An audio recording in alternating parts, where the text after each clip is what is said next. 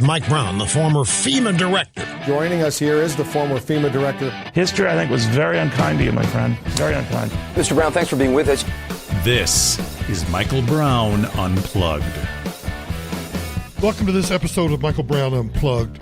I want to talk about a Twitter. It wasn't a Twitter battle, but it was a Twitter exchange, to put it, I guess, in polite terms, that I had with one of my followers a couple of days ago about what's happening at the southern border.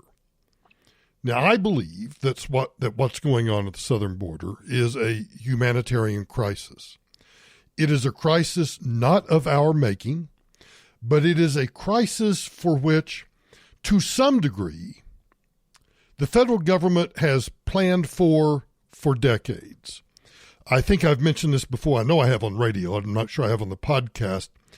That one of the things that the federal government did while I was in the federal government, so we're talking about, from say 2000 to 2006, in that time period, and I'm sure for a few years afterwards, and I'm quite certain for years before, there have been a couple of scenarios that all of the interagencies have planned for. And when I say interagencies, I'm talking about the Department of Defense, at the time FEMA, and of course now because FEMA's been subsumed into the Department of Homeland Security, so now I'm going to say the Department of Homeland Security, but I really do mean FEMA because FEMA is at the core in this scenario that I'm about to describe. FEMA would be the lead agency, although I'm certain that the president, any president, would waive the Insurrection Act, would waive posse comitatus, and would have the National Guard and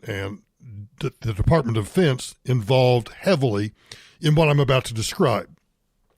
But we have had, for decades, plans for two kinds of humanitarian crisis that I think are relevant to this scenario.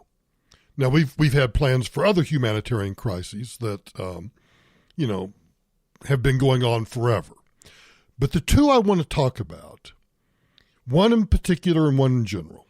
The general one that I want to describe first is the Castro brothers dying and there not being a sort of follow-on government, sort of a transition that would be peaceful or that would result in communism dying on the island where Cuba is located. What's the name of that island? Espanola? I forget the name of the island. But anyway, the island where Cuba is located. And the plan was because, now obviously Fidel has died, but when Raul, his brother, Raul, who is currently the dictator of Cuba, if he were to die tomorrow, and there's no peaceful transition from one communist dictatorship to another communist dictatorship, and instead there is a spontaneous revolution, there would be at that moment, because depending on what the military does, there would be an attempt by tens of thousands of people to escape Cuba and try to make it to the United States. So for decades, we have planned for that humanitarian crisis. What do we do with those people who make it, the 90 miles from Cuba to Key West, from Cuba to Monroe County, Florida? How do we deal and handle those people that come across? The other humanitarian crisis that we have planned for is Mexico becoming a failed state. And I know that people might think, well, why and how would Mexico become a failed state? If you understand the corruption, the absolute corruption within the government of Mexico, and then you pile on top of that the control and influence that the cartels have, and then you put in place any sort of scenario where the government collapses or the economy collapses, can you imagine, think about, the tens of thousands now that are coming from Guatemala, Honduras, and El Salvador, and those who come from Mexico. Can you then imagine that all of the people that would try to escape Mexico and make their way across the southern border into the United States to escape the chaos that would occur when Mexico becomes a failed state? Now, we have planned for that because, one, you don't want hundreds of thousands of people coming across the border, so you have to end that in the scenario of Mexico becoming a failed state. You have to immediately dispatch the military to seal off the border, to stop that flow of people from coming across. Then you have to deal with the people that, because, again, depending on how quickly Mexico collapses, the government is not a quick responder. I know that when you look at what we did in Desert Storm, for example, or what we did in the Iraq War, or what we did at the beginning of the war in Afghanistan, the global war on terror, that took months of planning. And I know that people look on their television sets and they see, oh, holy cow, look at what we're doing in Kuwait, or look at what we're doing in Afghanistan, and look at what we're doing in Iraq. And everybody conflates the time that it took from the moment the president or Congress made the decision to go to war to the point that it appears on our television and we see actual combat. Now, as a parenthesis, parenthetical note, I'm absolutely mesmerized by the fact that we do all of these things, and when we finally see it on television, and we're watching combat on television, that's the parenthetical I wanted to make, think of how that affects the political decisions that are made internally, because we as citizens are now actually watching that combat as it takes place. That's the end of the parenthetical. But back to the conflation. What we do is we tend to see none of the planning, none of the logistics that takes place in order to prepare for war. All we see are the end results. And so we conflate those because, we're just watching television. Nobody's showing us the troop maneuvers. Nobody's showing us the movement of ships or aircraft carriers or anything else. All we know is that we turn on the television and holy crap, look, we're bombing Kuwait. We're pushing Saddam out of Kuwait. Or holy crap, look at what we're doing with the Taliban or what we're doing with Al-Qaeda in Afghanistan. We only see the end results. We don't see everything that takes place up to the point where hostilities actually begin. So I want you to think about that. And now let's go back to Mexico becoming a failed state. Depending on how quickly Mexico becomes a failed state, and depending on how quickly, and I think that if Mexico, if the intelligence community were to start advising the president in his presidential daily brief that, look, Mr. President, it appears that over the long term, now whether the long term is 6 months or 6 weeks or 6 days, I don't know, because again, it depends on all the circumstances in which Mexico begins to fail. But over time, the intelligence community would be advising the president that it looks like Mexico is on the road to becoming a failed state. Even if the president were to look at that briefing, and let's say it's a 6-month time window, even if it's 6 months, the president is probably going to be reluctant to start moving troops to the border, because that might increase the speed by which Mexico becomes a failed state. And it's hard to put troops on the border without the press noticing that. And that raises all sorts of questions. What's going on? And then it would come out that, the United States believes that Mexico is about to become a failed state, and it would therefore become a self-fulfilling prophecy. So the president is most likely, in the scenarios that we studied and that we gamed out, that we would start with the knowledge that Mexico is becoming a failed state, and we would start working with the knowledge of what does that mean. Well, it means that hundreds of thousands of people will start trying to come across the border. And because of the time frame of waiving posse comitatus, waiving the Insurrection Act, start mobilizing troops, start mobilizing all of the equipment, start mobilizing all the logistics. That would happen, but at the same time, before the border could be sealed by troops. Now remember, you have to waive posse comitatus.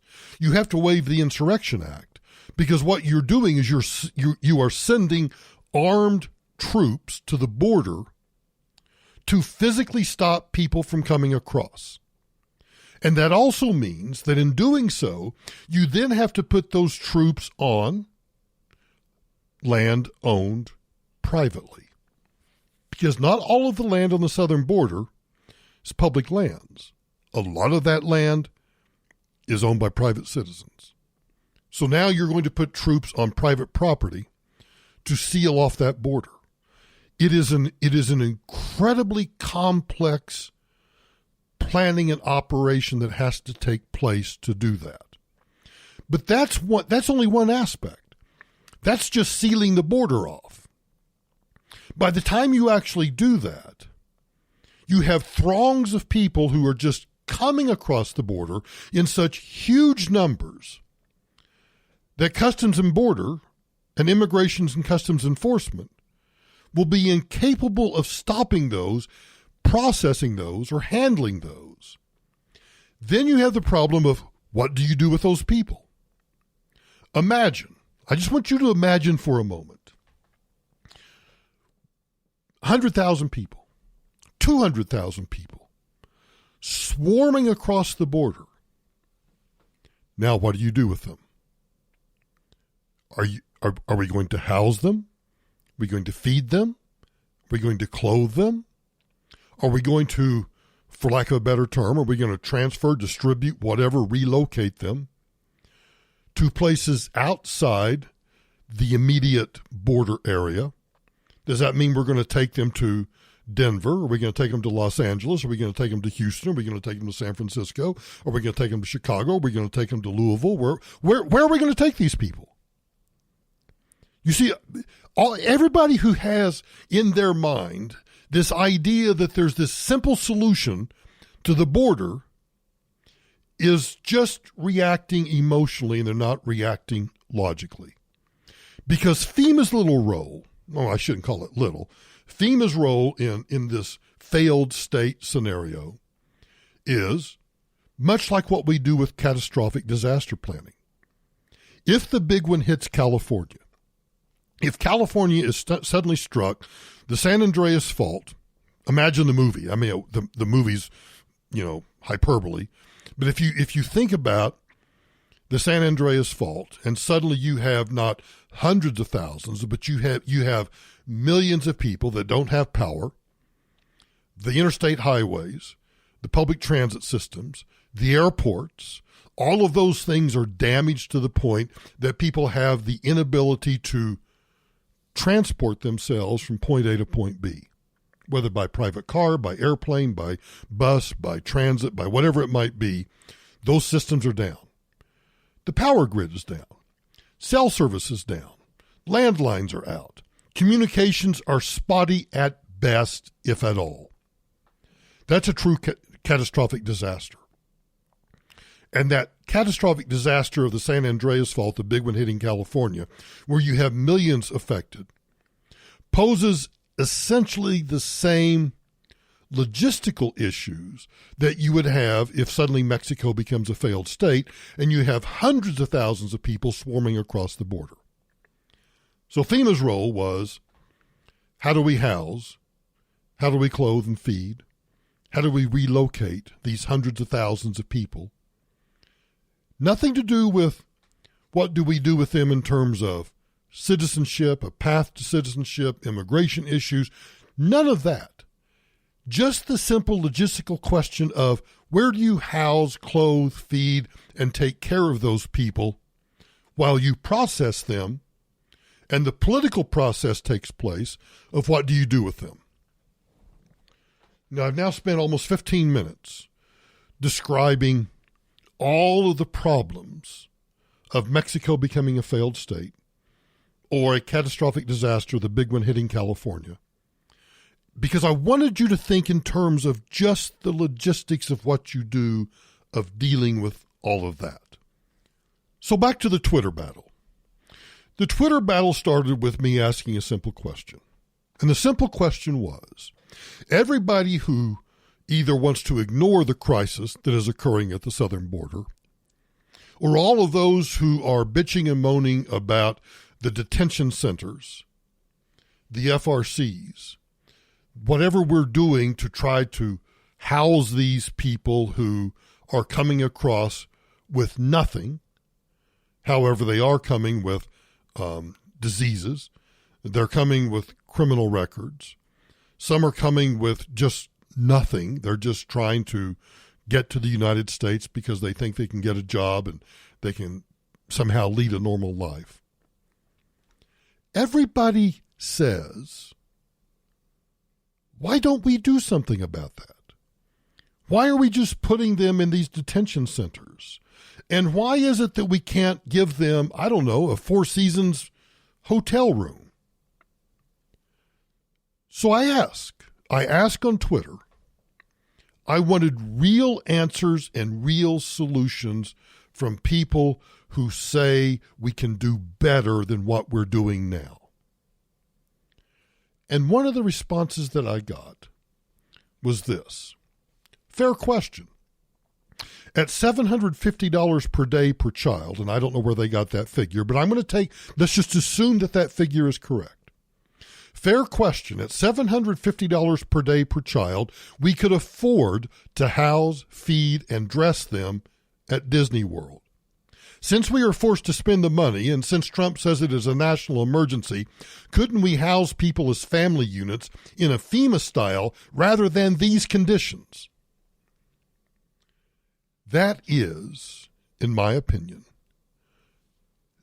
exposing the ignorance that Americans have about what's going on at the southern border. So let's take the idea that at $750 per day, we could afford to house, feed, and dress them at Disney World. And again, according to this tweet, since we are forced to spend the money, and since Trump says it's a national emergency, let's bring FEMA in, and let's just have FEMA take over and do all of these things. In a national disaster, in a natural disaster, man-made or natural, but in a presidentially declared disaster, where FEMA is now tasked under the Stafford Act to house people, to provide temporary housing, what does FEMA do? Well, as we did in Hurricane Katrina, as we did in many other disasters, we contract to get as many trailers as possible to house people in trailers. If you say that to someone who doesn't understand the logistics of housing somebody in a trailer, they think that in and of itself is the solution. If I take a trailer, a FEMA trailer, one trailer, and I take it to the southern border, and I park it, and I say, okay, here's a unit where a family can stay. Do you think that's the answer? Because that trailer, that single trailer, has to have numerous things attached to it. Electricity, water, sewer, and in order to make certain that there's no criminal activity, security. You have to have all of the infrastructure that if you've ever looked at a trailer park anywhere, what does that trailer park have? Why do people take trailers and park them at trailer parks? For that matter, why do people take their RVs and park at an RV camp? Is it just because they want to, park next to people who are also in RVs so they can get out their little picnic tables and they can sit and have conversations and share dinner and do everything else? No! They park in an RV park, or they go to a trailer park if they're using a mobile home, because all of the infrastructure is there. They go there because there is sewer and there is power and there is water and there's light and there's electricity. And heaven forbid that there's not Wi-Fi, but there's probably Wi-Fi too. They do those things because there is all of the infrastructure that a single trailer requires in order to house, feed, and dress a person. Like this one person on Twitter said, $750. All I'm talking about is one trailer. Now, if we have tens of thousands of people, and I don't know how many family units that would say, but let's just say it's 5,000. So now FEMA would be tasked with contracting and obtaining 5,000 trailers to send to, I don't know, El Paso, San Diego, Tucson, Yuma, someplace, any place along the border. 1,000 trailers. 1,000 trailers. So FEMA gets 18-wheelers to bring 1,000 trailers to a location somewhere along the southern border. The contractor brings 1,000 trailers. They unload them. Boom. Now FEMA has to contract to bring sewer, water, electricity, and security for those 1,000 trailers. The cost will be much more than $750 per day. Because in order to get those trailers, you have to go to the people that build those trailers, and you have to pay a premium because you're saying to them, quit building mobile homes, quit building RVs, quit building whatever it is that is on your production line, and instead, we want you to build 1,000 trailers. Of course, that's not really going to be true. It's going to be 5,000 trailers or 10,000 trailers. So you're going to pay a premium for that, for them to stop their other production in order to fulfill this government contract request. And of course, they're willing to do it because you're paying a premium. So whatever they give up making on an RV or making on a trailer or a mobile home, they're more than willing to stop that production in order to meet the FEMA requirements for all of these tens of thousands of trailers, because they're going to make a huge profit on this. That's just the trailer alone. And then you have to add in bringing the infrastructure to a location. And I haven't even talked about finding the land to put these on. So are you going to lease the land? Are you going to lease 1,000 acres? Are you going to lease 2,000 acres? You going to buy that land? Whichever you do, you're going to pay a premium for it. Or, God forbid, you have to use eminent domain to take that land away from a private owner. And now you're going to have all the cost of litigation, so more likely than not, you're just going to lease the land in order to avoid eminent domain. My point in all of this is there is not a simple solution if all we're going to do is say, oh, look at the horrific conditions and we ought to do something. You know, the simple solution is to stop them from getting here in the first place. But that's not what the Democrats want to do. And that's not what many Republicans want to do. Because the Democrats want those votes.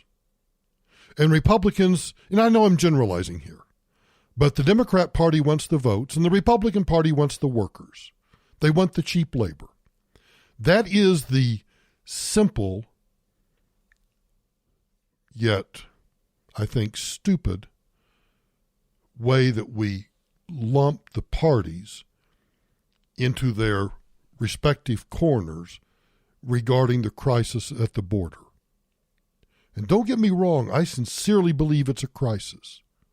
It's a crisis where I think Trump probably should declare a national emergency, and he should bring in FEMA, and he should bring in the National Guard, and he should bring in the regular army. And I know that comes with huge legal, complex political issues and legal issues. But if Trump's going to be Trump, At the end of this 2-week period that he's given Nancy Pelosi and the Democrats to come up with a solution, I've just described how complex the solution is. So they're not going to come up with a solution. They have no incentive to come up with a solution. Nobody is incentivized. But what is happening is, just like my responses on Twitter, everybody wants the government to be compassionate. And everybody wants America to be compassionate and to take care of this crisis, of these unaccompanied minors, of these children who have shown themselves at the border, no parent, no legal guardian, no identification, no nothing. They want us to be compassionate. And don't even get me off on the issue of whether the government can be compassionate or not. But the problem is so much more complex than just saying, hey, we're spending $750 a day, and that's money that we could use to feed, house, and dress them at Disney World. Well, one, if you want to be literal about it, you can't house them at Disney World. You can't go. Now, because FEMA's had to do this before. FEMA has had to go to apartment complex owners. We've had to go to hotel owners and motel owners. We've had to go to owners of trailer parks. And we have had to say, how much space do you have and what will you rent or lease that space to us for? And of course, it comes with a premium. Because just if, you go to let's just say a Motel 6. You go to a Motel 6 in El Paso, and you say, we want to rent up all of the rooms that you have available. Well, they have to first clear out their inventory. They have to make certain that they make no new reservations, that no new travelers, American citizens, paying with their own money. We have to block them out. And then we have to say to that Motel 6 owner, we want to take all of your inventory for, 6 months? How long?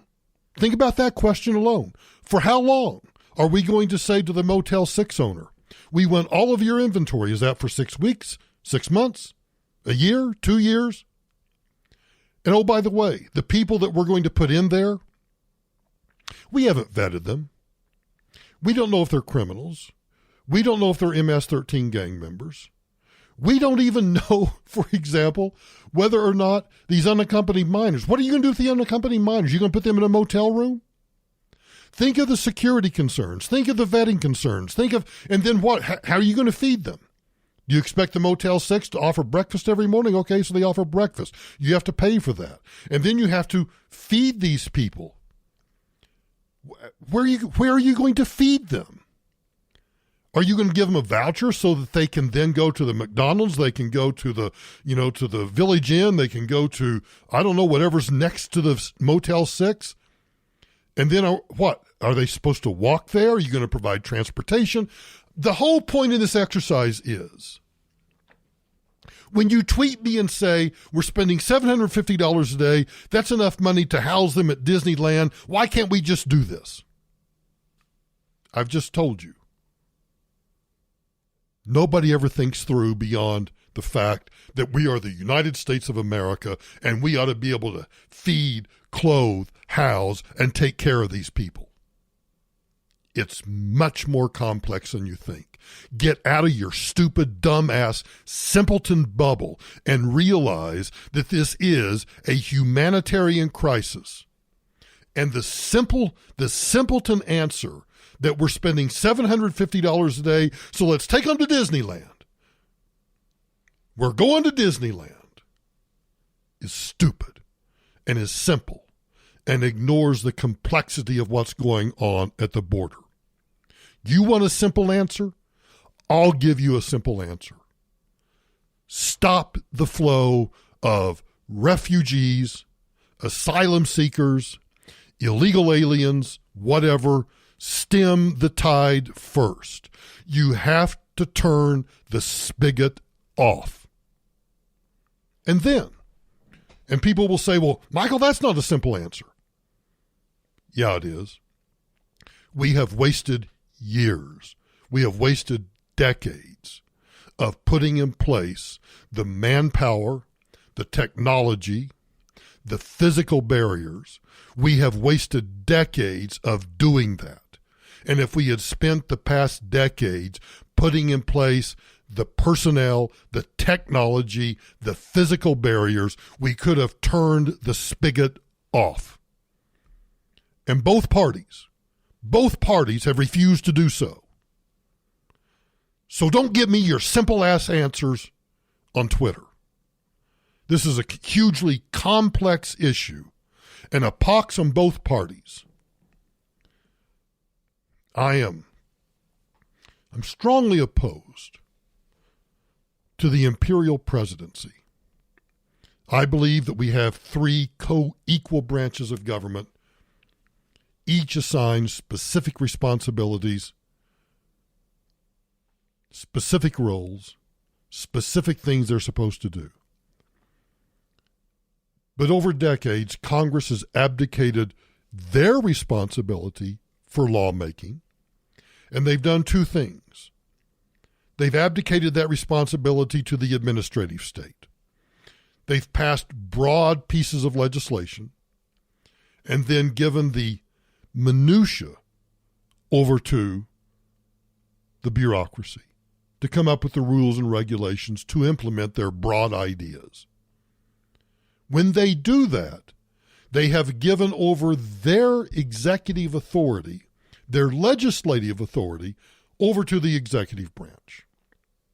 And that has empowered the president over decades to increase their power at the expense of Congress. I'm opposed to that, but I'm also a realist. And perhaps we are coming to a tipping point where it's time for this president, who doesn't give a rat's ass what anybody thinks, maybe it's time for him to execute an executive order, put troops on the border, call their bluff, turn the spigot off. We can then deal, or at least that might be the catalyst for Republicans and Democrats to come together and admit, which I don't think Democrats are ever going to do. I don't think Republicans are ever going to do, but there was a time. There was a short period of time after 9/11. I was there, and I can tell you that after 9/11, I could go sit down with members of the United States Senate, members of the United States House, of both parties, and I could get consensus from both parties about how much money or where we were going to spend the money, how we were going to spend the money, what we were going to do post 9/11. Because the crisis had brought them together. Just if, we were to see the truth about what's going on at the southern border, just maybe this country would come together and say, we can't allow this. We can't allow people to just swarm into this country. We can't allow children that come here without a parent or a guardian to just show up and then we are supposed to take care of them? Take care of them for what, the rest of their lives? If we understood the humanitarian crisis that is at our front door, we'd do something about it. End of rant. But there is some good news, and I take the good news with a grain of salt. Reuters has a story that says that Mexico has deployed almost 15,000 soldiers and National Guard in the northern end of Mexico. And they say that they're doing it because they want to try to stem the flow of illegal immigration across the border into the United States. Now, Mexico has traditionally Mexico has not used their security forces. They have a similar National Guard, and they obviously have the federales. They have the federal police, and they have an army, just like we do. And Mexico is not traditionally, just like we, have not traditionally used those security forces to try to stop illegal aliens from leaving the country for the United States. And Reuters has photographs of militarized police catching Central American and Cuban women at the border in recent days.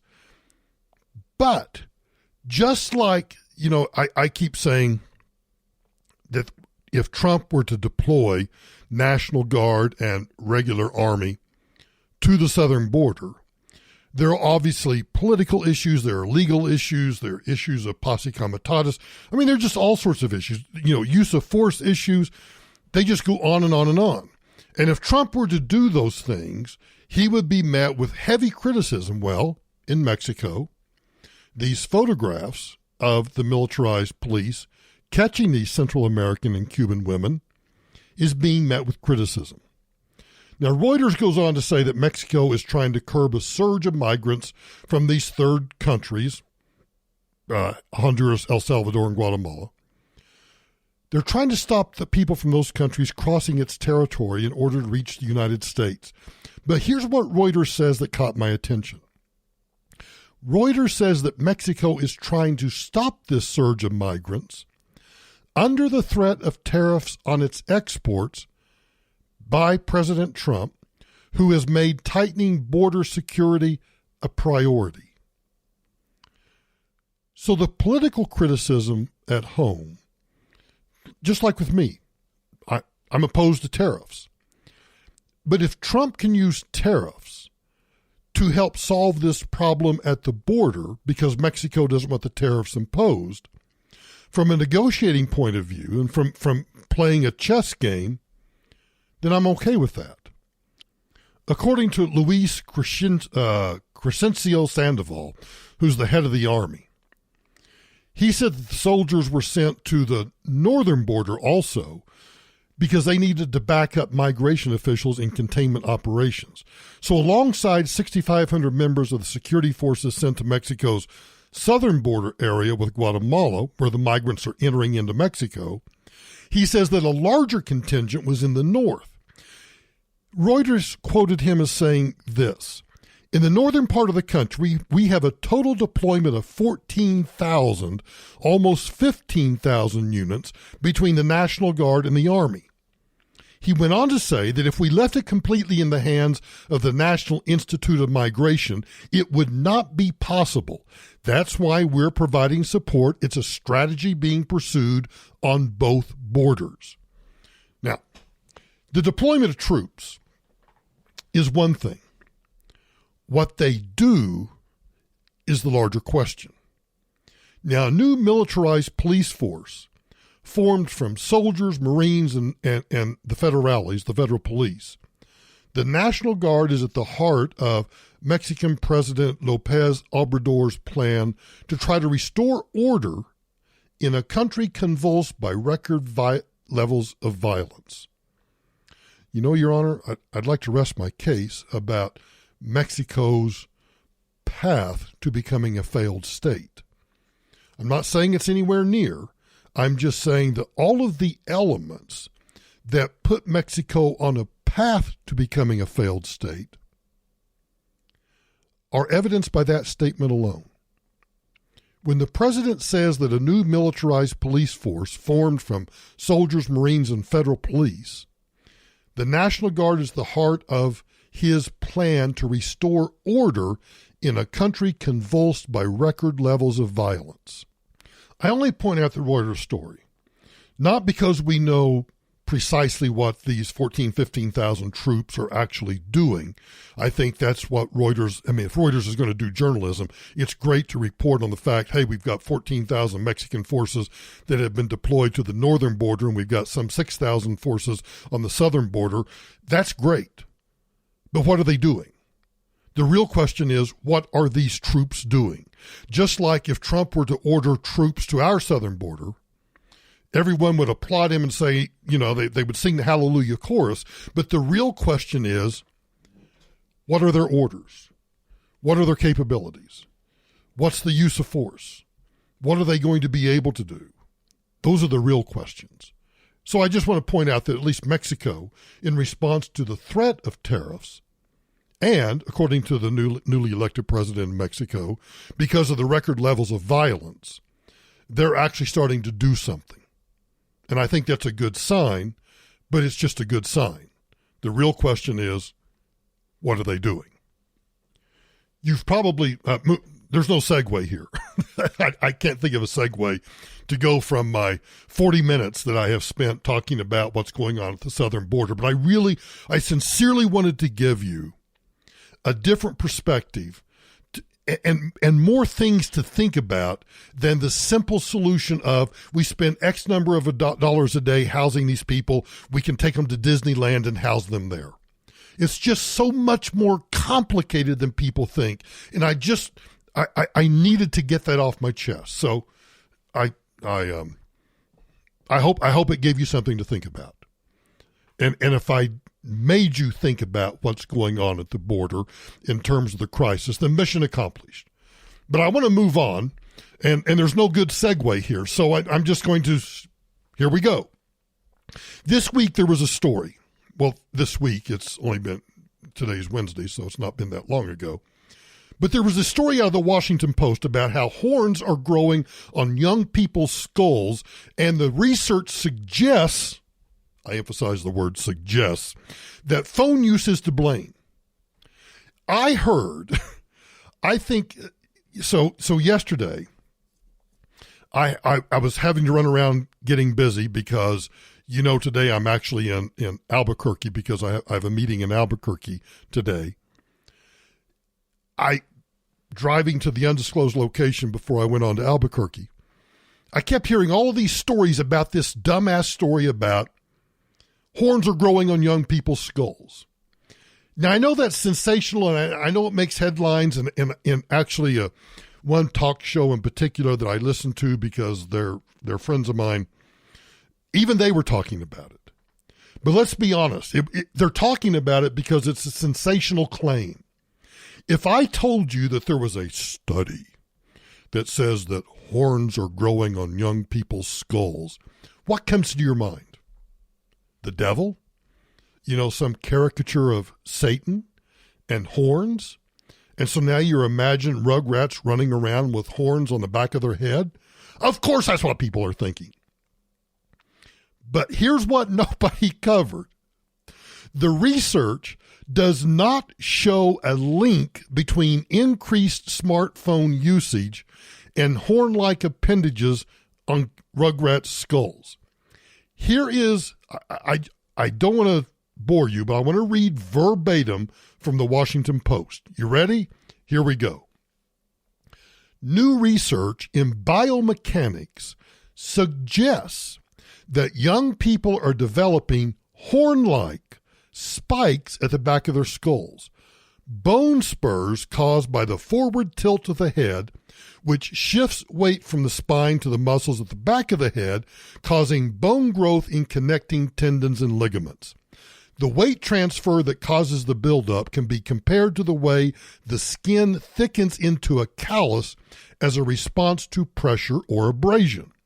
The result is a hook or horn-like feature jutting out from the skull just above the neck. In academic papers, continuing to quote from the Washington Post, a pair of researchers at the University of the Sunshine Coast in Queensland, Australia, argues that the prevalence of the bone growth in younger adults points to shifting body posture brought about by the use of modern technology. They say smartphones and other handheld devices are contorting the human form, requiring users to bend their heads forward to make sense of what's happening on the miniature screens. That's the story.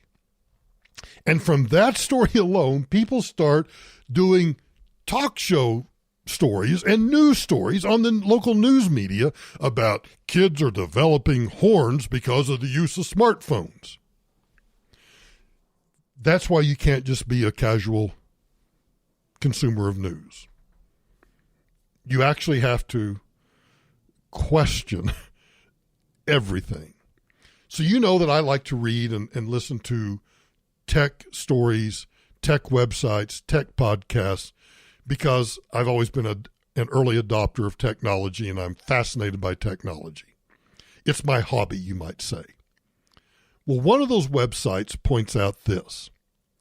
The problem is that while the research did find that human skeletons are shifting and changing in the modern era due to postural and other behaviors, they were not able to prove that cell phones were the culprit. There's a wide variety of modern human behaviors that could influence skeletal shifts, from watching television and reading books to just bad posture resulting from a lack of meaningful exercise. Only a few reporters could bother to note that at no point did the researchers directly actually link the horns to cell phone use. But it makes for a good story, right? So we're all superficial, right? And all we care about is the headline. Cell phone use is causing kids to develop horns. Hey, Mildred, did you hear? That Michael Brown told me that cell phone use is causing these kids around here to develop skulls. I'm telling you, Satan is alive and well, and it's those damn smartphones. Satan is the smartphone, and the proof is they're developing horns, just like Satan. Ain't I right, Mildred? Henry, did you listen to the Michael Brown Unplugged podcast? Because if you would just quit listening to all of that other crap and listen to Michael Brown, you'd know he said that's not the truth. Mildred, what's for dinner? This next story is interesting to me because as I've said before, my brand new BMW, here's the lesson it taught me. Just as a sidebar, don't buy a new car. Why? My theory was, I think I've only bought maybe 2 or 3. Yeah, this would be the third. I think this would be the third truly brand new car that I've bought in my entire life. All the other cars I've either leased, which obviously are brand new cars usually, or I have bought a used car. A car that's, particularly a lease return, where they're low mileage, they've only had them for 24 months or something, so all the depreciation and everything else has already been eaten up in the price of the car, and so I buy the low mile used cars, and so I'm never upside down. And of course I usually trade in something, but the lesson is just don't buy a brand new car. And I know, for all my friends that are car dealers, you can hate me, but it's a fact of life. But anyway, I brought this brand new BMW because my theory was I'm going to drive this car until the wheels fall off. Because most of the BMWs that I've ever owned in my life, I have easily put 80,000, 100,000. In fact, the BMW that I traded in on this particular brand new BMW had about 110,000 miles on it. And frankly, I kind of wish I had the car back because it just ran like a well-oiled machine. But anyway, long story short, I bought this brand new BMW, and this woman rear ends me, and I thought the car was going to be totaled. But then when I realized that the damages that were still in, we're talking about, $20,000, $25,000 worth of damages. But because of the value of the car, it didn't reach the threshold to be totaled. But in Colorado, as you can in most states, you can also make a claim against the insured's liability policy, which I'm going to do, for diminished value. Because the value of that brand new BMW, even though there's some depreciation the minute I drive it off the lot, there is now diminished value because of the Carfax and the repairs, that if I were to trade the car in, maybe it's going to be ready by the end of this week or next week. I don't know when it's going to be ready. that if I were to go trade that car in after I get it back, there is a diminished value that follows that car because of the extensive damage to it. Even though it's going to be repaired to essentially, but essentially brand new condition, there's still diminished value. And I'm going to go after that insurance company on a diminished value claim. They're not going to get by. They're going to pay diminished value. They might as well just get ready for it. But I give you that example because when I started looking for an expert that does diminished value claims, I experienced exactly what Nancy Carter experienced.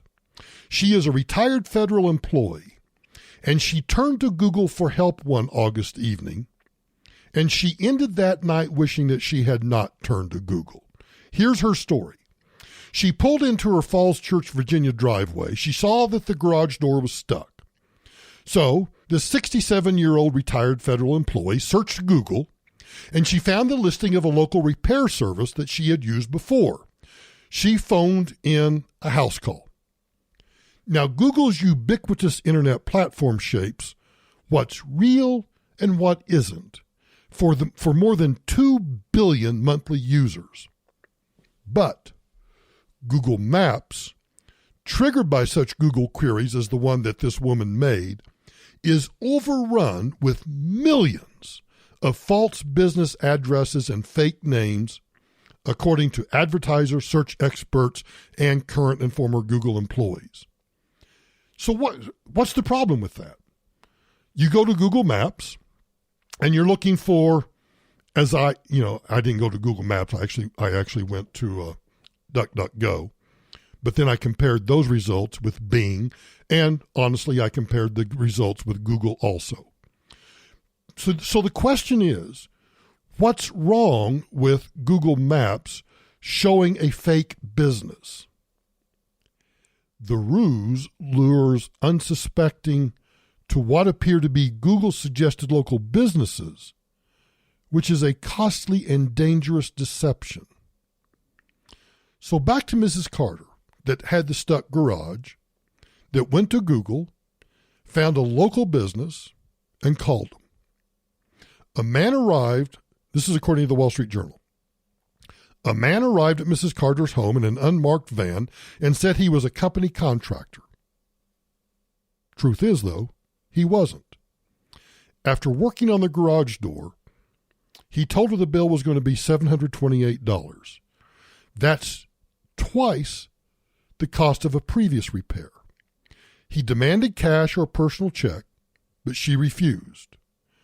She told the Wall Street Journal, "Here I am at my house with this guy. He could have knocked me over dead." The repairman had hijacked the name of a legitimate business on Google Maps and listed his own phone number. He returned to this woman's home again and again, hounding her for payment on a repair so shoddy that it had to be redone. 3 years later, Google still can't seem to stop the proliferation of fictional business listings and aggressive con artists on its search engine. The scams are profitable for everybody involved, including Google. Google handles more than 90% of the world's online search queries, and that fuels $116 billion in advertising. But despite the powerful algorithms, and despite having first-rate software engineers, the company is struggling to protect against chronic deceit on Google Maps. Here's how it turned out for me. So as I said, I did, it's because I guess I'm anal retentive. I did a DuckDuckGo search, I did a Bing search, and I did a Google search. But my search was specific. I was looking for an expert appraiser to do my diminished value claim in Colorado. Because when I first did the search for diminished value claims, I got 2 or 3 categories of listings. I got listings of lawyers at the wazoo, trial lawyers, personal injury lawyers. Then I got the listing of diminished value claims, and then it would have like autocollision.com or something. I'm making it up. But when I started looking, obviously I could tell lawyers. It was pretty easy to tell whether the lawyer was in Colorado or not. Got a name, checked the Colorado Bar Association. Oh, this guy is actually in New York. This guy is, truthfully, one was in New York, one is in Atlanta. Okay, I want somebody local. So then, as I'm going through this exercise of trying to narrow it down, I find 3 names that appear to be Colorado diminished claims experts. So then I go to Google, and I go to Google Maps, and it turns out that this is after I have determined that one of the ones that I want is in Colorado Springs. Highly recommended. Great resume, great record, great track record. That's who I'm going to use. But who are these other 2? Turns out that if you Google, I think I used diminished claim, or I think I used diminished value expert appraisal Colorado. Those were my search terms. One was truly in Colorado. One was in Houston. One was in Atlanta. Even though I specified Colorado. That is the deceit that Google can't seem to handle. And an unsuspecting, if you're not anal retentive like me, you would have ended up perhaps hiring somebody that online kept presenting themselves as, yeah, we're Colorado experts and we know all about Colorado law and we've done this in Colorado 1,000 times. Really? You're in Houston. You're in Atlanta. I never called him. I called the guy in Colorado Springs. That's my expert. That's who I'm using. So the lesson is, if you're searching for something on Google Maps, be careful, because just like the Wall Street Journal reports, millions of business listings on Google Maps are fake, and Google is profiting from that. That's my consumer advice story of the day. What's my segue to something else? Hang on. Oh, here's the good news story of the day. People are more likely to return a lost wallet with money inside than they are an empty wallet, according to a group of international researchers who set out to test the tension between financial self-interest and honesty of people around the world. This is, I actually find this a great story. People on average returned 40% of wallets with no money in them, but they returned 51% of wallets with some money. And that pattern held in 38 out of 40 countries where the study was conducted. Now, are you ready? In North America, people in Canada are more honest than people in the United States. Come on, America. We can do better than this. But the good news is more than half of people return wallets that have money in it. Yeah, we're not all dishonest. We're not all jerks. But America, come on, we can do better than Canada. Let's get a taxpayer relief shot in before I conclude this episode. This is a classic taxpayer relief shot. This is exactly why, if you want to understand the Castle Doctrine, if you want to understand the law of self-defense, if you want to understand the concept of you must have a reasonable belief that you are in imminent danger of loss of life, that you're in imminent danger of severe bodily harm, however a state statute might describe it. This case is it. This comes out of Crescent Township, which is in Pennsylvania, where the popo says that a young man, I don't know why it's important that it's a young man, was shot and killed overnight while trying to force his way into a Crescent Township home. But there's a little more to the story than just forcing his way into the home. Here's how, this is a KDKA, the CBS affiliate in Pittsburgh. We continue to follow breaking news this morning out of Crescent Township. Allegheny County Police are investigating a deadly shooting. Lisa Washington joins us live with the details. Lisa. Heather, good morning. We just received the name of that person who was shot from the Allegheny County Medical Examiner's Office. He is 22-year-old Corey LaGuardia. He is from Hopewell. Now, here is what we know. County police are investigating. They say that Crescent police were called to a home in the 1000 block of Star Road for the report of a man who'd been shot after he forced his way into a home. That 22-year-old Corey LaGuardia was pronounced dead at the scene. Police say he went to that home and asked if a particular person was there. The homeowner reportedly told LaGuardia that no such person lived at the home. Police said the homeowner then shut the door and locked it. They say that's when LaGuardia tried to force his way inside the home, and the homeowner shot him multiple times with a handgun. Again, he was pronounced dead at the scene. At this point, police say no charges have been brought against that 59-year-old homeowner, but Allegheny County police are continuing their investigation. We're reporting live this morning outside of the Allegheny County. Yeah, well, continue your investigation all you want. So somebody comes up to your house, rings the doorbell, knocks on the door. You answer it. Hey, I'm looking for Billy Bob. Well, there's not a Billy Bob here. And there's just something about the 22-year-old man that shows up at the front door that just gives you a kind of a creepy feeling. So you turn him away, you lock the front door, and you sit back down to listen to the rest of the Michael Brown Unplugged podcast. And moments later, the door is kicked in by the same person that you just told that whoever he's looking for, which I think was a ruse, is not there. You don't know who that person is, nothing about him. And here he comes barging in, kicking in the door. Yep, you just reach over, you pick up that Glock that you keep by your side table, and bam, bam, bam. Suspect dead. Thug down. Dead right there. DRT. That is a classic taxpayer relief shot. Now, I would still, as the news report says, the investigation is continuing. I get that because it's a homicide. So at this point, the Popo has to conduct an investigation. You need to have insurance that covers you firing your weapon in self-defense or firing your weapon, period.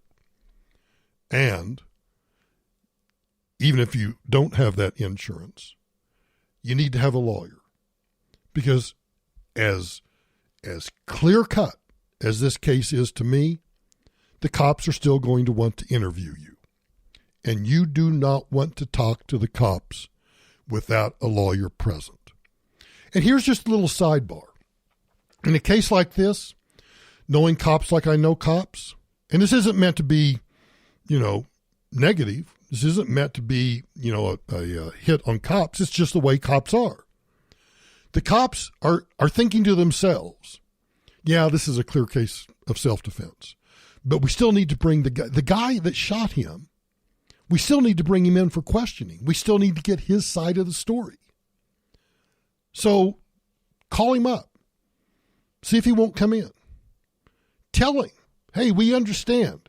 This appears to be self-defense, but, we got to make a report. We got to get your side of the story. Can you come down to the station for questioning? Blah, blah, blah. I mean, they're going to do everything they can to get you to come in. And they're going to do it by trying to convince you that they're on your side. Let me just put it this way. There are times when cops probably really are on your side, but you should always approach it with this. Cops are never on your side. You might say something that you think is completely innocent, that helps your case, that causes a cop to suddenly go, well, maybe you didn't need to shoot this guy. Maybe you didn't fear for your life. Cops aren't trying to, they're not just trying to get you. They're just trying to do their job. And their job is to investigate. And your job is to not to incriminate yourself. Just remember that. Please just remember that. But again, this is a classic taxpayer relief show. Thanks for listening to this episode of Michael Brown Unplugged. Just as a reminder, we're on iTunes, we're on iHeart, and you go to michaelbrowntoday.com where you can follow me on YouTube, Facebook, Twitter, and Instagram. I really wish you would do that. So michaelbrowntoday.com and on iTunes, iHeart, and anywhere else, Spreaker, wherever you might get your podcast. We are now everywhere. I told you we'd get there. Yep. Thanks to you, we are everywhere. Stay tuned, and I'll talk to you tomorrow.